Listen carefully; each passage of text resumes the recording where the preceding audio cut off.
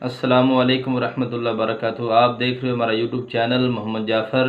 तो हमारे चैनल को सब्सक्राइब कर दें और घंटी वाले बटन को भी दबा दें। मैं ठीक ठाक हूँ, उम्मीद है कि आप भी खैरियत से होंगे।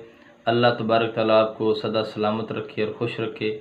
आज हमारा टॉपिक है मर्दाना कमज़ोरी। जो लोग कहते हैं हमें मर्दाना कमज़ोरी हो गई है, अपनी औरत के पास जाते ही घबरा जाते हैं, पट्ठों की कमज़ोरी हो गई, जिस्म के अंदर ताकत नहीं, हिम्मत नहीं, ये उन लोगों के लिए नुस्खा है। नुस्खा नोट फरमा लें। लौंग 25 ग्राम, जलवतरी 25 ग्राम, जायफल 25 ग्राम, दालचीनी 25 ग्राम, जुंद मासल 25 ग्राम, ज़ाफ़रान 25 ग्राम, अकरकरा 25 ग्राम, जंजबील 25 ग्राम।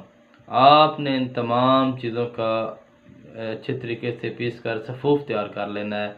जब ये सफ़ूफ तैयार हो जाए तो आपने ज़ीरो साइज़ के कैप्सूल भरकर वजीफ़ा ज़ौजियत से पहले आपने 2 घंटे पहले नीम गर्म दूध के साथ इस्तेमाल करना है।